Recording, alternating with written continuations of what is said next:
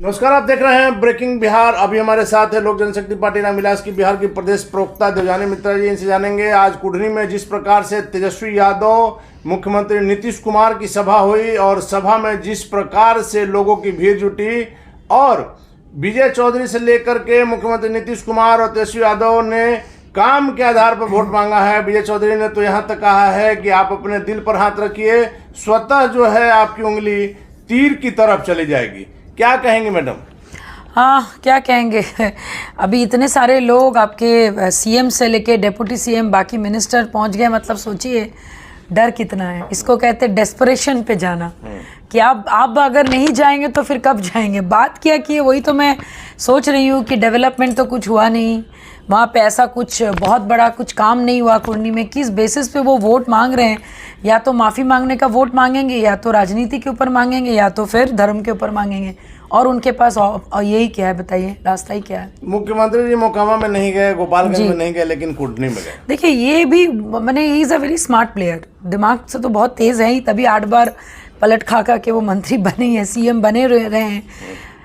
बहुत सिंपल सी बात है, मोकामा में नहीं जाने का कारण है उनको पता है कि वो नहीं भी जाएंगे तो भी वहाँ पे व्यक्तिगत जीत से आनंद सिंह जी जीतेंगे। और उनको ये भी पता था कि भाई अगर हम गोपालगंज जाए ना जाए, वहाँ पे किसी भी तरह बीजेपी जाएंगे। अब रही कुढ़नी की बात, अब वो देख रहे हैं कि भाई चारों तरफ से जो है लोग एकदम इम्पैक्ट कर रहे हैं, पूरा एकदम उनको दवा उड़ाल रहे हैं। अब यहाँ पे आपके सैनी समाज से कोई और आ गए, जहाँ पे आपके सवर्ण समाज के लेके आए, इधर से आपके खुशवा जी हैं, इधर से आपके केदारनाथ जी हैं जो ऑलरेडी लास्ट टाइम जब जीते थे मात्र 770 या 712 वोट के आसपास। तो डेफिनेटली ये आंकड़ा इतना कम है, वो डरने वाली बात है। मुझे अच्छा लगा कि फाइनली उनको विचलित होकर बोलिए, डेस्परेशन से बोलिए, डर से बोलिए, उनको जाना पड़ा। लेकिन मुख्यमंत्री जी ने कहा किसी को चिंता करने की जरूरत नहीं है और काम जो हो रहा है आप देख सकते हैं कुढ़नी में, जो रोड का है, जो नली गली का है, सब काम मुख्यमंत्री जी ने किया। वो तो 17 सालों से ही बोल रहे हैं काम बहुत कर रहे हैं, काम बहुत कर रहे हैं, फिर भी जनता में त्राहीमाम जनता ने उनकी बात सुना, किसी ने जनता तो देखिए, जनता भी आजकल बहुत स्मार्ट है। हाँ में हाँ मिलाएंगे और जब वोट डालना होगा तो अंगूठा कहीं और ही देंगे। ये भी आप देख लीजिए। किसको देंगे? अभी भी आप कह रहे हैं कि कमल को ही देंगे। मैं आपको बार बार बोल रही हूँ, अगर थोड़ी सी भी मान लीजिए जातिवाद से ऊपर उठ के अगर जनता भी सोचने लग गए और सीएमशिप के, बिहार में जाति बहुत बड़ा फैक्टर है, बहुत बड़ा फैक्टर है। देखिए, यही तो काम इतने सालों से सारे नेता लोग मिलकर करते हैं अनिल जी, ये आपको भी पता है। वही तो बार बार बोल रहे कि अगर इस बार थोड़े से दिमाग लगा के जनता इस बार थोड़ा अपने बारे में सोच के अगर वोटिंग करेंगे और अगर जानेंगे कि चलो हमने हाँ में हाँ तो मिला दिया, लेकिन वोटिंग हम उन्हीं को करेंगे जिनके ऊपर उम्मीद कायम है, जिनके ऊपर जहाँ पे ऑनरेबल पीएम का इतना बड़ा उनका योगदान है, डिजिटल इंडिया बोलिए, बहुत सारी चीज़ों में हमारे पीएम ने आगे काम किया है। तो वो चीज़ सोचकर अगर वो नरेंद्र मोदी जी को सोचकर अगर वोट देंगे तो डेफिनेटली वो लोग केदार गुप्ता जी को वोट देंगे। बहुत काम किया है, देश से विदेशों तक में अपना नाम फैलाया, देश का नाम फैलाया, इसमें कहीं कोई शक नहीं। लेकिन बेरोजगारी में कोई काम नहीं किया, रोजगार के लिए कोई काम नहीं किया। अरे तो मेन मुद्दा तो वही है, रोजगार नहीं है, हेल्थ नहीं है, एजुकेशन नहीं, बेसिक ही ठीक नहीं है। यादव मुख्यमंत्री तो दे रहे हैं यहाँ तो 10 लाख नहीं, उन्होंने कहा 20 लाख देंगे। 10 लाख तो उन्होंने कहा था, 20 लाख तो फिर आपके सीएम ने कहा। लेकिन 10 लाख 20 लाख छोड़िए, अभी जो 10,000 नौकरी भी जो उन्होंने बांटी है, हम सबको पता है कि वो पूरा पर्चे का खेल है।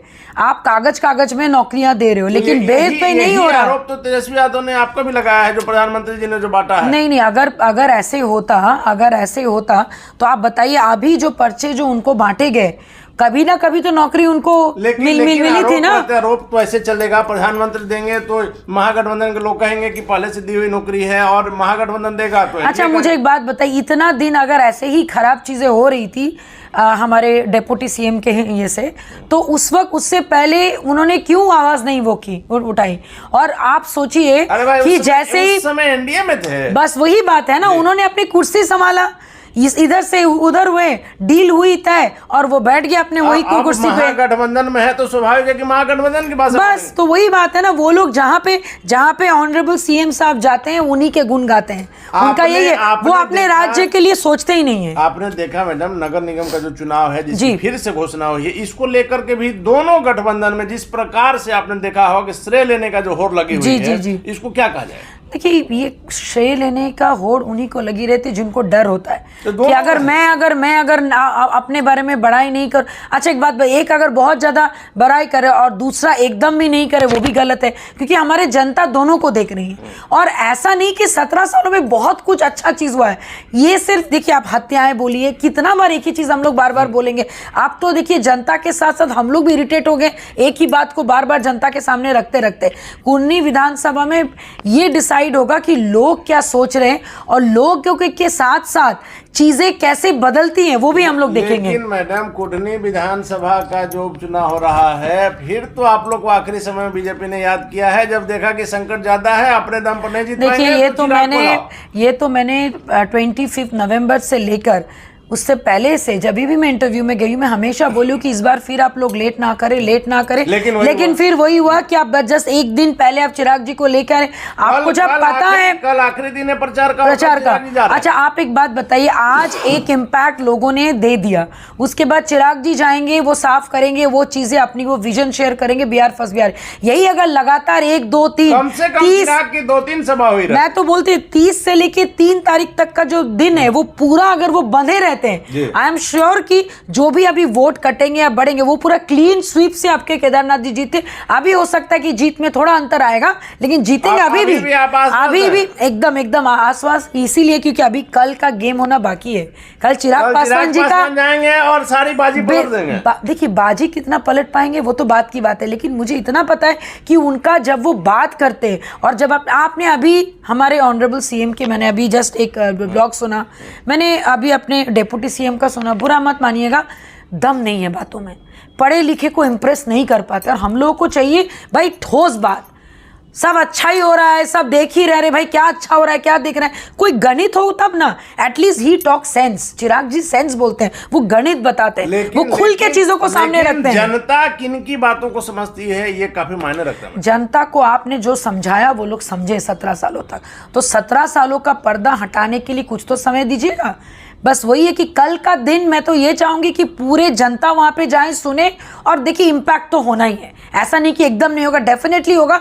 अब कितना हम लोग बीजेपी को सर के कल एकदम जादू से, या चिराग फैक्टर बोलिए या चिराग मॉडल जो हमारे ऑनरेबल सीएम बोलते हैं, उतने हम लोग कितना इम्पैक्ट कर पाएंगे वो तो कल ही आप लोग देख पाएंगे। तो मानिएगा कि बीजेपी ने फिर गलती दोहराया है, डेफिनेटली दोहराया है। मैं तो ये बोलूंगी चिराग पासवान की जो शक्ति है, उनका जो जनाधार है, उससे ज्यादा अगर पहले समय दिया गया रहता, एग्जैक्टली, बिकॉज अभी देखिए हर घर में लोग ये जानते कि भाई मेरा अगर कोई समस्या है तो एक इंसान के पास जाने से एटलीस्ट वो सुनेंगे। और मैंने पार्टी ऑफिस में हम लोग रोज जाते, they can listen to them, सुनते हैं बैठ के।